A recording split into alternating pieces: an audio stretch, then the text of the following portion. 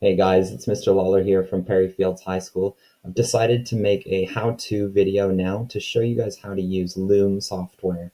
You may be familiar with other software, maybe it rhymes with Loom, but this one I find is really straightforward, so I just thought I'd give you a quick walkthrough on how to do it.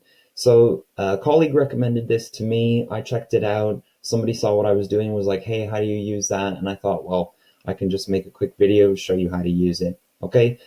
Great things about this, obviously for online teaching, online learning, this can be really super useful for that. I've made one video here already about that. Another thing, I really like to help people with their computers. So if you can't get over to their house for any reason, this could be something really useful to help you with that. So I'll show you how to do it. If you go to www.loom.com, you can either download the Chrome extension. If you're not familiar with that, don't worry about it. You can download the app there onto your desktop. And when you open that up, what you'll get is a little box like this.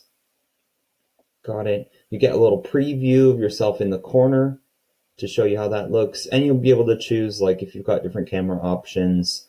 You see this coming up, that's showing me that my mic is working. So you can get screen only, camera only, or screen and camera. If you choose screen and camera, then whatever you're looking at, you're going to get a little video of yourself in the bottom left corner. You can move that around as well, put it wherever you want it, so wherever is useful. Okay, so as soon as you're recording, it's like straight away ready to go. As soon as you've stopped the recording, so you click finish recording, what it does is it just saves it as a link. Then you use that link for whatever you want. So you can email that link to students, you could email it to a family member, and then they just click on it. It's going to upload that video straight away. So that's a private video. You don't have to be on YouTube or anything to make that work. So that's super useful. So I'll show you first how I might use this to help out a family member. Let's say they want to change their background. They're just saying, hey, how come you've got cool backgrounds? I don't even know how to do that. All right, so I just right click. Now they're watching my screen. So I've right clicked, I've gone on personalize, and I just click on a picture, then it changes it. Or maybe they're like, oh, I've got a new printer, I can't figure out how to set it up. So you make this Loom video, you show them how you would do it on your computer. I click on devices. I need to add a new Bluetooth device, or I need to add a new printer. Add a printer, then your printer should come up there. Okay?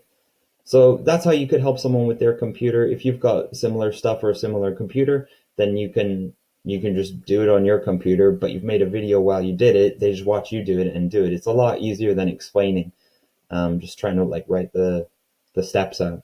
Okay, now the obvious application, something really good for this, or something really useful about Loom is you just open up a document that you've already made and then talk through it. So I open up a PowerPoint. I click to project this PowerPoint, and since I'm here, whatever I'm clicking on, that's what is going to be recorded on my screen. Okay, so here's a practical that you could do. This is how the practical would be done. Tell them what they could do with it. You may get to places where you get a task and you say, okay, just pause this video when you get here, and then check it out afterwards. Okay, you've got questions in there. You ask your students, oh, can you pause it here when you get to this bit?